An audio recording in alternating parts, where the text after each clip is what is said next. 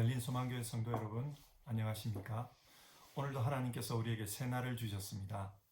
하나님께서 주신 이 귀한 시간을 바른 믿음으로 살 수 있기를 바랍니다. 그러면 사도신경으로 신앙을 고백하며 하나님께 아침 예배를 드리겠습니다. 나는 전능하신 아버지 하나님, 천지의 창조주를 믿습니다. 나는 그의 유일하신 아들, 우리 주 예수 그리스도를 믿습니다. 그는 성령으로 잉태되어 동정녀 마리아에게서 나시고 본디오 빌라도에게 고난을 받아 십자가에 못 박혀 죽으시고 장사된 지 사흘 만에 죽은 자 가운데서 다시 살아나셨으며 하늘에 오르시어 전능하신 아버지 하나님 우편에 앉아 계시다가 거기로부터 살아있는 자와 죽은 자를 심판하러 오십니다. 나는 성령을 믿으며 거룩한 공교회와 성도의 교제와 죄를 용서받는 것과 몸의 부활과 영생을 믿습니다. 아멘.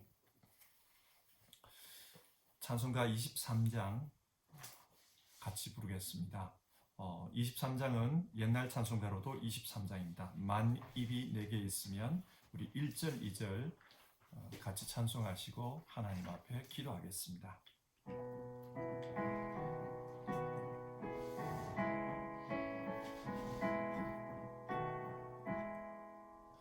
만 입이 내게 있으면 그 입 다 가지고 내 구주 주시는 종을 늘 찬송하겠네. 내 은혜로신 하나님 날 도와주시고 그 크신 영광 널리 펴 다 알게 하소서.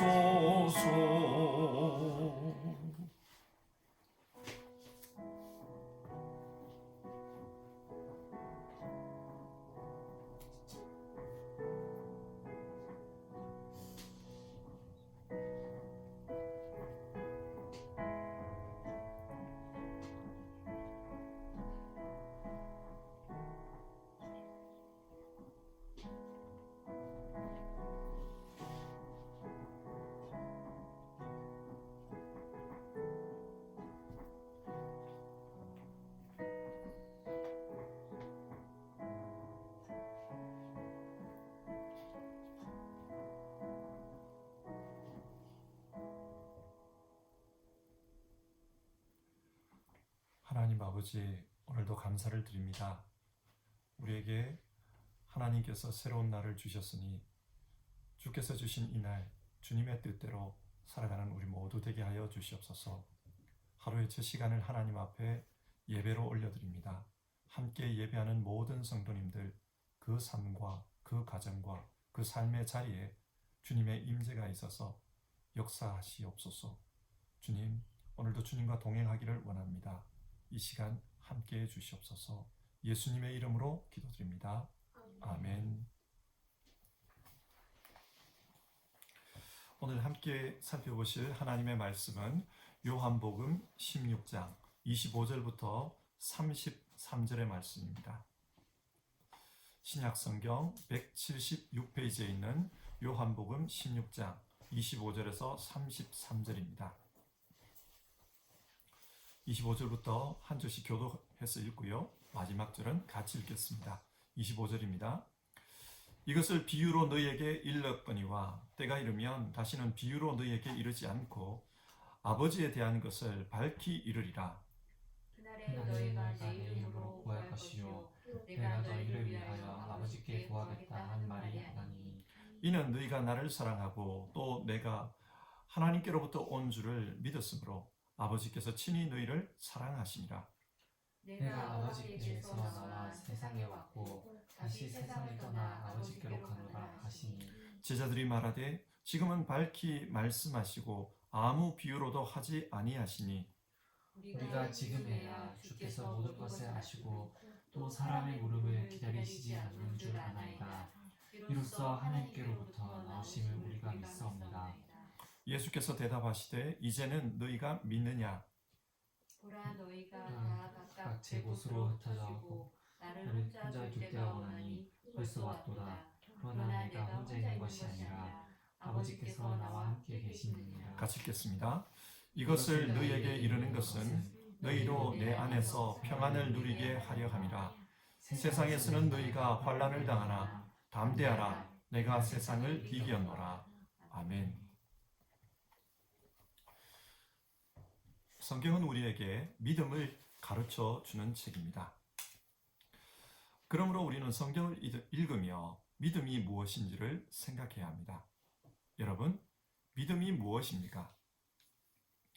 오늘 하나님의 말씀을 보며 믿음에 대해 같이 생각해 보았으면 좋겠습니다.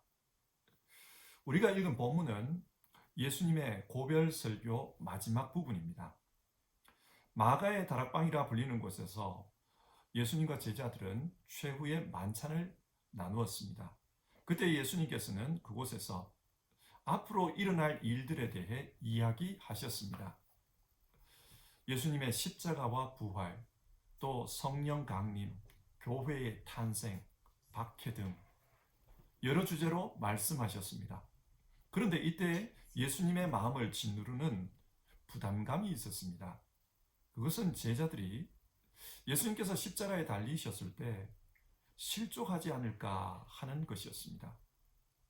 그래서 예수님은 제자들에게 그때에 어떻게 신앙해야 하는지 그것에 대해 여러 가지 말씀을 하셨습니다. 오늘 본문 25절을 봅시다. 이것을 비유로 너희에게 일렀거니와 때가 이르면 다시는 비유로 너희에게 이르지 않고 아버지에 대한 것을 밝히 이르리라. 지금까지 예수님은 앞으로 일어날 일들을 주로 비유로 말씀하셨습니다. 예를 들어 요한복음 14장에서 예수님은 하나님께로 돌아감에 대해 이야기를 하십니다. 교리적으로 이야기하면 십자가와 부활, 그리고 승천과 재림에 대한 말씀입니다. 그런데 예수님은 이것을 신랑이 약혼식을 하고 신부를 데리러 오기 전에 신혼집을 마련하기 위해 머무는 것에다 비유를 하셨습니다. 결론은 반드시 다시 온다는 겁니다. 다시 오셔서 주님의 집으로 데리고 간다는 것입니다. 하지만 그 당시 제자들로서는 이 비유의 의미를 이해하기가 어려웠을 것입니다. 또 요한복음 15장입니다. 예수님 자신과 제자들의 관계를 포도나무와 가지로 비유합니다. 열매를 맺는 것은 가지입니다. 가지 끝에 포도 열매가 맺힙니다. 그러나 그 열매가 맺히도록 역사하는 것은 포도나무입니다.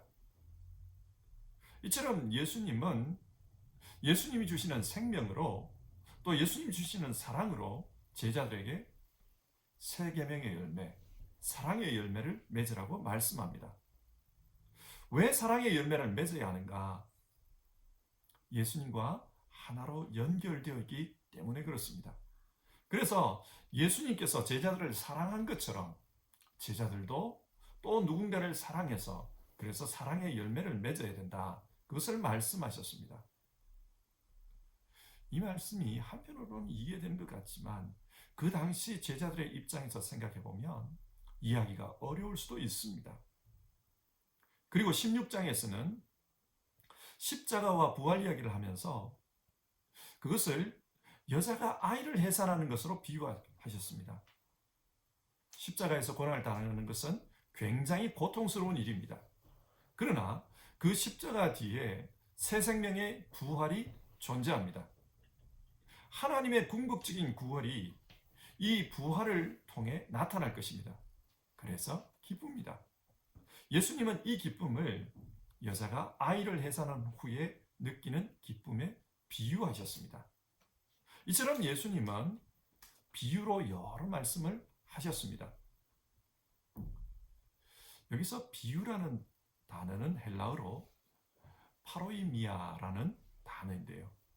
이 단어는 뜻을 쉽게 풀어주는 그런 비유라는 뜻도 있지만 동시에 의미가 약간 모호하다 그런 뉘앙스도 있습니다.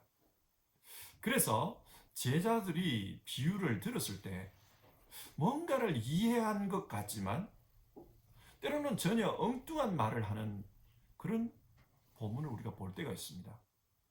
비유가 그런 겁니다. 그래서 지금 예수님이 말씀합니다. 때가 되면 다시는 비유로 말하지 않고 분명하게 말해주겠다. 무엇에 대해서요? 하나님에 대해서라고 합니다. 근데 좀 더 구체적으로는 하나님께서 예수님을 보내신 것, 하나님께서 예수님을 통해 어떻게 구원사를 이루어 가시는가, 그것에 대한 말씀입니다. 자, 그러면 여기서 그때가 되면 그렇게 말씀해 주신다고 했는데 그때가 언제입니까? 언제 분명하게 말씀해 준다는 것입니까?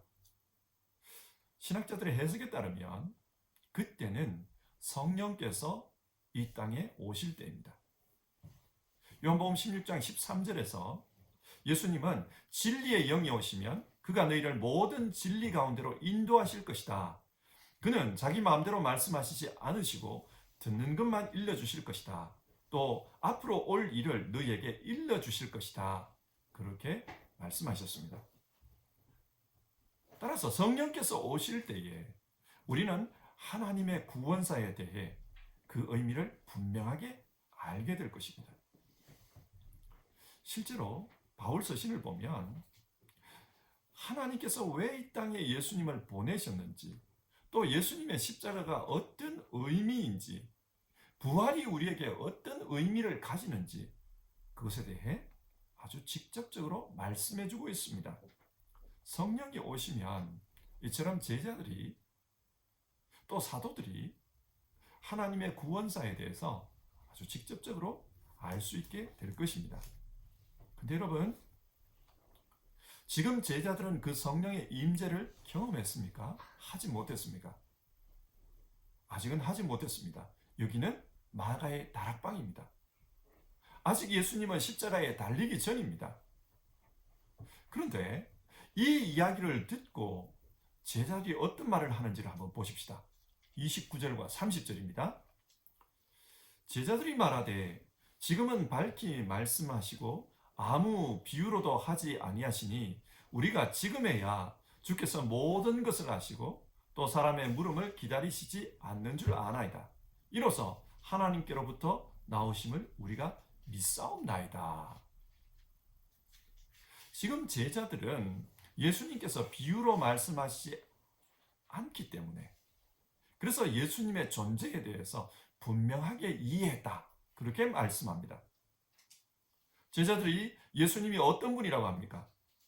예수님은 하나님으로부터 나온 분이다. 그렇게 이야기합니다.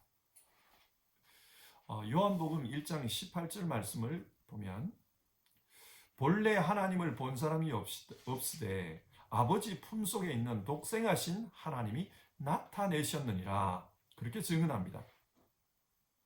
예수님은 본래 하나님의 품속에 계시는 분이었습니다. 제자들이 그것을 알게 되었다는 거예요. 그렇기 때문에 우리가 주님을 믿습니다. 그렇게 고백합니다. 하지만 여러분, 이 고백의 결과가 무엇입니까? 31절과 32절을 봅시다. 예수께서 대답하시되 이제는 너희가 믿느냐? 보라, 너희가 다 각각 제 곳으로 흩어지고 나를 혼자 둘 때가 오나니 벌써 왔도다. 예수님 묻습니다. 진짜로 믿느냐? 그런데 조금 있으면 너희들이 나를 버리고 각기 제 곳으로 흩어질 것이다. 그렇게 말씀합니다.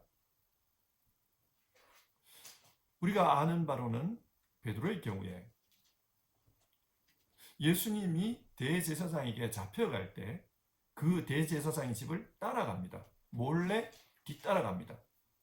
그리고 그 대제사장의 집에서 3번이나 예수님을 모른다고 부인했습니다. 처음에는 그냥 부인했습니다. 당신 갈릴리에서 온 사람이잖아. 예수님 따라다닌 건데 봤는데 나는 몰라. 부인했습니다. 그런데 2번째는 맹세하고 부인했다. 그렇게 말합니다. 유대인들은 맹세를 할 때 하나님의 이름을 걸고 맹세합니다. 그러니까 베드로는 하나님의 이름을 걸고 나는 모른다 그렇게 맹세했을 것입니다. 그리고 세 번째는 저주하며 부인했다고 합니다. 여러분, 과연 이것이 믿는 자의 태도일까요? 그냥 모른다고 한 게 아닙니다. 맹세하고 부인했습니다. 또 저주하며 부인했습니다. 이것이 과연 우리는 주님을 믿습니다. 그렇게 고백한 자의 태도일까요? 아닙니다. 자, 여기서 믿음에 대해 한번 생각해 봅시다. 제자들은 분명히 우리는 예수님을 믿습니다. 그렇게 고백했습니다. 그런데 왜 그들은 얼마 지나지 않아서 그 고백을 하고 나서 몇 시간 지나지 않아서 예수님을 모른다고 부인했을까요? 도망쳤을까요?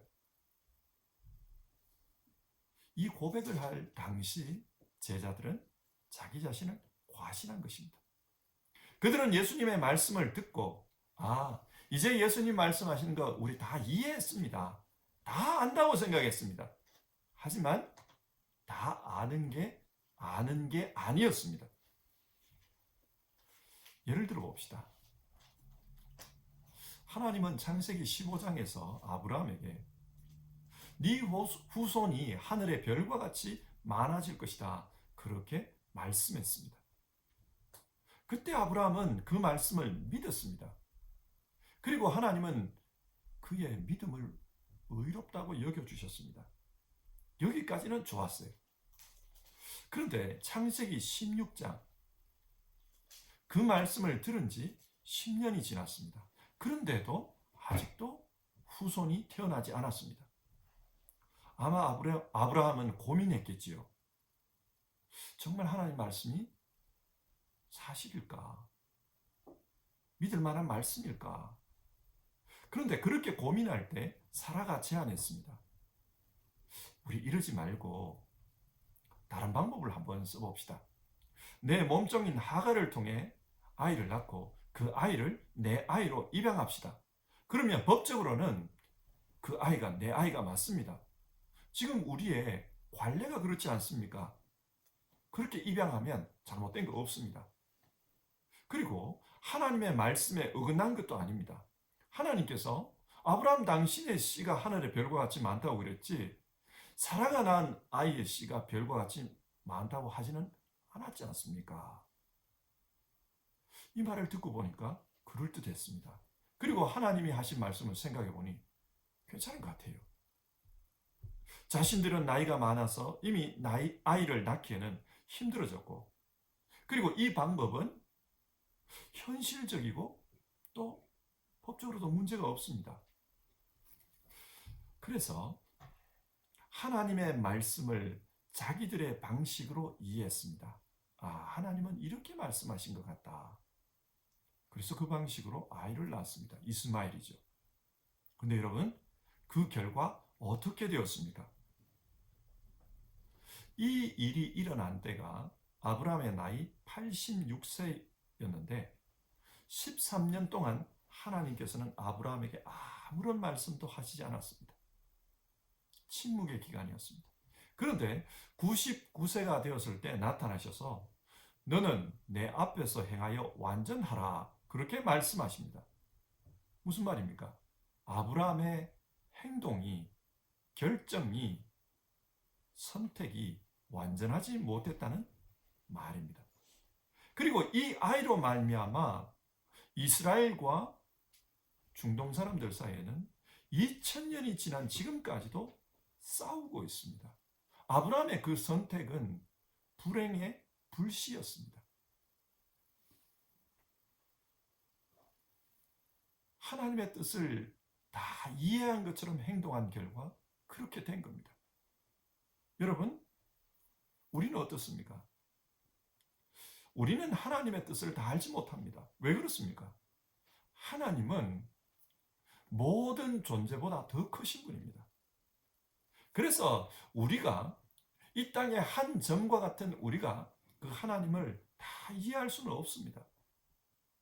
아브라함은 이것이 하나님의 뜻일 것이다. 이게 하나님의 방법일 것이다. 그렇게 추측했지만 사실은 하나님의 방법이 아니었습니다. 우리도 이 부분에서 실수할 수 있습니다.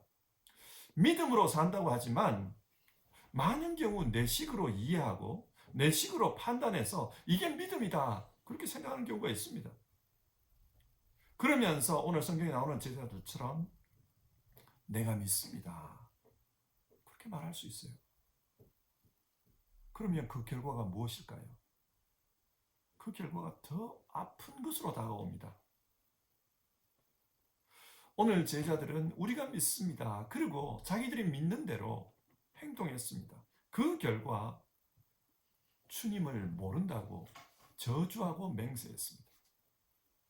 아픈 결과로 다가와요. 하나님을 믿는다는 것은 하나님은 나보다 크시다. 따라서 나는 하나님을 다 이해할 수 없다. 이것을 인정하는 겁니다. 그렇기 때문에 우리는 겸손하게 그 하나님의 말씀을 대하고 또 하나님이 주신 말씀을 겸손하게 묵상하며 따르려는 자세를 가져야 합니다. 하나님의 말씀을 내가 다 아는 것처럼 내 편한 대로 이해하고 내 지식으로 속단해서는 안 됩니다. 겸손하게 묵상하며 그 의미를 내 마음속에 새기려고 하는 자세, 그것이 바른 믿음의 자세입니다. 두 번째로 생각해 봅시다. 오늘 본문 26절에서 예수님은 기도에 대해 말씀하십니다. 그날에 너희가 내 이름으로 구할 것이요 내가 너희를 위하여 아버지께 구하겠다 하는 말이 아니니. 이 말씀은 지금까지 제자들이 하나님께 직접 구한 것이 아니라 예수님께서 제자들을 위해 구해 주셨다. 그것을 전제로 합니다. 하지만 이제부터는 제자들이 예수님의 이름으로 직접 하나님 아버지께 구할 수 있다. 그 뜻입니다. 왜 그렇게 할 수 있는가? 27절인데요. 이는 너희가 나를 사랑하고 또 내가 아버지께로부터 온 줄을 믿었으므로. 제자들이 예수님을 사랑하고 또 예수님을 하나님으로부터 온 하나님의 아들로 믿었기 때문입니다. 그래서 이제는 예수 이름 안에서 하나님과 직접 대화할 수 있는 그런 사이가 되었다. 그렇게 말씀합니다. 근데 여러분, 이런 질문을 해봅시다. 하나님은 우리가 구하기 전에도 이미 우리에게 필요한 것이 무엇인지를 다 아신다. 성경 그렇게 이야기합니다. 그렇기 때문에 예수님께서는 무엇을 먹을까, 무엇을 마실까, 무엇을 입을까 그렇게 염려하지 마라. 그런 간구는 이방인들이나 하는 것이다. 따라서 너희는 기도할 때에 이방인처럼 기도하지 말고 다르게 해야 된다. 그렇게 말씀했어요. 그렇다면 우리가 구태여 기도하지 않아도 괜찮지 않을까요? 하나님께서 이미 우리의 필요를 다 아시는데 우리가 기도하지 않아도 무슨 문제가 있겠습니까? 그런데 예수님은 우리에게 기도하라고 합니다. 예수의 이름으로 하나님 아버지께 직접 아뢰라고 합니다. 왜 기도하라고 합니까? 그 이유가 27절입니다. 이는 너희가 나를 사랑하고. 기도는 내게 필요한 것을 간구하는 게 맞습니다. 히스기야 왕을 보십시다. 히스기야 왕은 몸이 병들어 죽을 지경에 처했습니다. 그때 하나님 앞에 나아가서 간구했습니다. 정말 간절히 간구했습니다. 바울도 자기 육체의 가시 때문에 하나님 앞에 3번이나 기도했다. 간절히 기도했다. 그렇게 말씀합니다. 우리에게 필요한 것을 위해 기도하는 것, 그게 잘못된 것 아닙니다. 그러나 오늘 예수님이 말씀하시는 기도는 우리에게 어떤 필요 때문에, 우리에게 어떤 필요가 있기 때문에 그렇게 기도하는 것이 아니라 주님을 사랑하기 때문에 또 하나님을 믿기 때문에 그렇게 기도한다는 것입니다. 그리고 하나님께서는 우리를 사랑하기 때문에 그래서 그 기도를 들어주신다고 합니다. 무슨 말입니까? 기도는 하나님과 우리 사이에 또 예수님과 우리 사이에 사랑의 표현입니다. 어떤 젊은 남녀가 사랑에 빠졌습니다. 그러면 어떤 행동을 합니까? 만나면 하루 종일 같이 있습니다. 그리고 그렇게 하루 종일 같이 있다가 헤어지면은 또 집에 가서 전화를 합니다. 무슨 할 말이 많은지 전화기를 붙잡고 또 몇십 분, 몇 시간을 하기도 합니다. 여러분, 그렇게 필요한 게 많아서 그래서 전화하는 걸까요? 내가 부탁하고 싶은 것이 많아서 그래서 전화기를 붙들고 있는 것일까요? 아닙니다. 그렇게 전화하는 이유는 사랑 때문입니다. 할 말이 많기 때문이 아니라 사랑하기 때문입니다. 그 시간을 같이 나누고 또 그 마음을 같이 나누는 겁니다. 기도도 마찬가지입니다. 참된 기도는 사랑하기 때문에 드리는 기도다. 오늘 성경이 그걸 말씀해요. 그러면 사랑하기 때문에 드린다 그랬는데 그게 뭡니까? 구체적으로 어떤 겁니까? 마태복음 6장에서 예수님 말씀하셨습니다. 무엇을 먹을까, 마실까, 입을까 그런 문제가 아니라 먼저 그 나라와 그의 의를 위하여 기도하라. 그리하면 이 모든 것을 너희에게 더하시리라. 자, 여기서 하나님을 사랑한다는 것이 무엇입니까? 먼저 그 나라와 그 의, 즉 하나님의 나라와 하나님의 의, 하나님의 뜻을 소원하는 겁니다. 그러니까 내가 하나님의 소원을 공유하는 것입니다. 그래서 내가 하나님을 사랑하기 때문에 사랑하는 하나님의 뜻을 위해 아뢰는 것, 간구하는 것, 소원하는 것, 그것이 기도입니다. 자, 여기서 우리 한번 생각해 봅시다. 여러분, 믿음이 무엇입니까? 믿음은 기도를 통해서 표현될 수 있습니다. 많은 경우 그렇죠. 내가 하나님을 믿기 때문에 기도합니다. 그런데 그 기도는 하나님을 사랑하기 때문에 나누는 대화입니다. 오늘 본문 32절을 보면 예수님은 얼마 후에 자신이 제자들에게 버림받을 것을 아셨습니다. 하지만 실망하지 않습니다. 왜 그렇습니까? 제자들이 떠날지라도 하나님께서 자신과 함께 하신다는 것을 알고 계시기 때문입니다. 모든 사람이 떠난다 할지라도 하나님은 함께 하신다. 그래서 예수님은 평안에 대해서 말씀하십니다. 예수님 안에 평안이 있다는 거예요. 그처럼 제자들에게도 부탁합니다. 세상 살면서 사람들에게 버림받을 때가 있습니다. 복음 전하면서 사람들로부터 버림받고 그 서 있는 곳이 광야 같다는 느낌이 들 때가 있습니다. 철저하게 고독감을 느끼는 그런 상황이 있을 것이다. 그러나 그때에도 하나님이 함께 하신다는 것을 믿으라. 어떻게 해요? 그 통로가 바로 기도입니다. 기도하면서 하나님의 임재를, 하나님이 함께 하신다는 것을, 하나님이 사랑하고 있다는 것을 느끼라는 거예요. 그러면은 그 하나님께서 마음에 평안을 주십니다. 하나님이 함께 하시기 때문에 평안이 옵니다. 뿐만 아니라 하나님이 함께 하시기 때문에 그 싸움은 이미 승리한 싸움입니다. 그래서 주님 선포합니다. 내가 세상을 이겨노라. 이미 승리한 싸움이기 때문에 평안이 있습니다. 자, 말씀을 정리하겠습니다. 우리 그리스도인들에게는 믿음이 중요합니다. 그런데 어떻게 믿습니까? 많은 경우 우리의 신앙생활은 하나님의 말씀을 읽고 그 말씀대로 살기 위해 실천하는 것. 그리고 기도의 생활을 통해 표현됩니다. 말씀과 기도. 이것이 어쩌면 우리 신앙생활의 두 축입니다. 그래서 예수님은 십자가를 앞에 두고 있는 그 제자들에게 말씀과 기도에 대한 이야기를 하십니다. 이제 곧 예수님께서 십자가에 달리면 어려운 상황이 올 텐데 그때도 말씀과 기도를 붙잡아라는 겁니다. 이 말씀을 오늘 우리에게 한번 적용해 봅시다. 여러분, 우리는 어떻게 하나님의 말씀을 믿고 있습니까? 혹시 제자들처럼 자기 과신에 빠져서 자기 방식대로 하나님의 말씀을 이해하다가 신앙적인 어려움에 처하지는 않습니까? 마치 내가 하나님의 뜻을 다 아는 것처럼 그렇게 성경 말씀을 내 식으로 이해하고 있지는 않습니까? 바른 믿음은 하나님의 크심을 알고 겸손하게 그 말씀 앞에 무릎 꿇을 때 가능합니다. 하나님의 말씀이 크시다는 것을 알고 그 말씀을 묵상하는 겁니다. 묵상이라는 말이 뭡니까?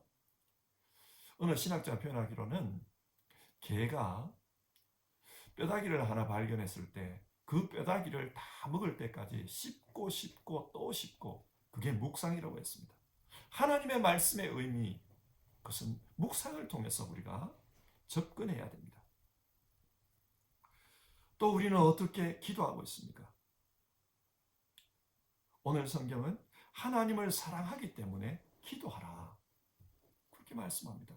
뭔가 목적이 있을 때만 기도하는 게 아니라 하나님을 사랑하기 때문에 시간을 나누고 삶을 나누기 위해서 하나님께 기도하라. 그게 바른 믿음의 실현이다, 실천이다, 그렇게 이야기합니다. 예전에 어떤 한 목사님으로부터 들었던 말씀입니다. 이분은 미국에서 목회하시는 분인데 연세가 많은 분이에요. 미국의 이민 생활은 우리 독일과 달라서 교인들 중에 다수가 자영업이나 개인 사업을 하시는 분이라고 했습니다. 그래서 교인들이 가게를 마치고 집으로 들어가면은 저녁 10시가 넘는다는 겁니다. 그래서 신방할 일이 있으면 아주 늦은 시간에 교인들을 만나야 된다. 그리고 좀 심각한 상황이면 대화를 하다 보면 새벽까지도 신방이 이어진다. 그런 이야기를 하셨어요. 자, 그렇게 새벽까지 신방을 하고 새벽 기도에 가는 것은 어렵겠죠. 물론 부목사님들이 있으니까 부목사님들이 새벽 기도를 인도하겠습니다만 새벽 기도하는 게 참여하는 게 쉽지 않습니다. 그러나 이분은 그래도 새벽 기도에 꼭 간다고 했어요. 네, 새벽까지 신방을 하고 새벽에 새벽 기도에 가면 여러분 어떨까요? 네, 몸이 피곤한 것은 어쩔 수가 없습니다. 그래서 기도하기 위해서 눈을 감으면 집중이 안 돼요. 근데 이분은 그런 말씀을 해요. 그런 상태에서 이렇게 기도를 하려고 하면 하나님께서 꼭 자신의 마음에 질문하는 것 같다는 거예요. 너 왜 여기 앉아 있니? 그럼 이분이 그렇게 대답한다는 겁니다. 그냥이요. 왜 그냥 여기 앉아 있니? 무슨 할 말이 있니? 아니면 나한테 뭐 필요한 것이 있어서 그러니? 하나님 그렇게 질문하는 것 같다는 거예요. 그러면 이분은 마음으로 아니에요. 그냥 아버지 옆에 좀 앉아 있다가 가려고 여기 왔습니다. 조금 앉아 있다가 내가 가겠습니다. 그렇게 대답한다는 거예요. 그러니까 이분에게 새벽 기도란 하나님 아버지하고 시간을 같이 보내는 것. 내가 특별히 하나님한테 이렇다 저렇다 할 말이 없지만 그래도 그 하나님과 시간을 같이 보내는 것. 그리고 하나님과 마음을 나누는 것. 아버지, 내 마음이 이렇습니다. 지금 신방하고 오니까 그 교인 이야기 들으니까 내 마음이 참 복잡합니다. 내 마음이 이렇습니다. 하나님 앞에 마음을 나누는 것이다. 그렇게 이야기하셨어요. 여러분, 우리의 기도는 어떻습니까? 우리도 하나님과의 기도가 내 시간을 나누고 내 마음을 나누고 또 내 인생의 목적을 나누는 그런 시간이 되었으면 좋겠어요. 정말 하나님을 사랑하기 때문에 내 시간을 나누고 내 마음을 나누고 내 인생의 목적을 하나님 앞에 내놓고 하나님 내가 이렇습니다. 하나님 뜻이 내 안에 이루어지기를 원합니다. 그랬으면 좋겠어요. 그러면은 주님께서 약속해 주셨어요. 어려움 속에서도 네가 하나님과 그렇게 함께 있으면 하나님께서 주시는 평강이 있을 것이다. 내가 평안을 준다. 평강이 있을 것이다. 그렇게 말씀합니다. 여러분, 우리 이렇게 신앙생활 합시다.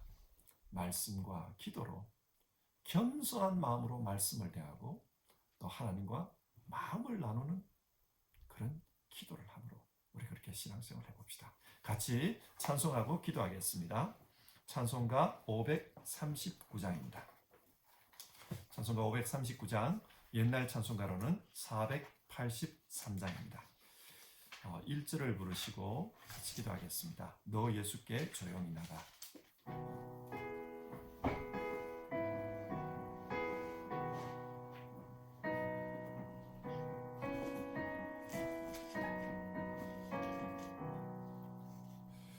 너 예수께 조용히 나가 내 모든 짐 내려놓고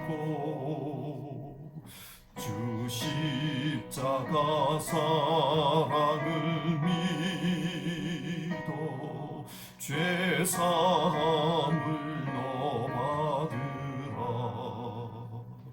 주 예수께 조용히 나가 내 마음을 쏟아놓으라. 늘은 미리 보시는 주님 그 은혜를 베푸시니. 이 시간 같이 기도하겠습니다. 오늘 나눈 하나님의 말씀을 생각하면서 기도합시다. 예수님께서는 십자가를 앞두고 제자들에게 말씀하셨습니다. 하나님의 말씀과 또 기도로 신앙생활하라고. 근데 어떻게 말씀 생활을 해야 한다고 했습니까? 우리는 하나님의 뜻을 다 알지 못합니다. 내가 다 안다고 생각하는 그 순간 넘어집니다. 겸손하게 하나님 말씀 앞에 엎드립시다. 그리고 정말 묵상하는 태도로 하나님의 말씀을 생각합시다. 하나님의 뜻이 이것입니까? 그렇게 신앙생활합시다. 그리고 하나님 앞에 마음을 나누고 시간을 나누는 그런 태도로 기도합시다. 어떤 특별한 목적이 있어서 작전 기도를 해야 하지만 그럴 때도 있지만 평상시에도 하나님 앞에 마음을 나누고 또 시간을 나누는 그런 기도를 합시다. 이렇게 우리가 하나님과 동행하면 어려울 때에도 주님께서 우리에게 평강을 약속하셨습니다. 내가 세상을 이겼노라 염려하지 말라고 하셨습니다. 오늘 이 말씀 붙들고 같이 기도하겠습니다. 주여 이렇게 말씀 생활하게 하소서. 주여 이렇게 기도 생활하게 하소서. 주여 어려움 속에서도 하나님과 동행함으로 평강의 삶을 살게 하소서. 우리 같이 기도하겠습니다.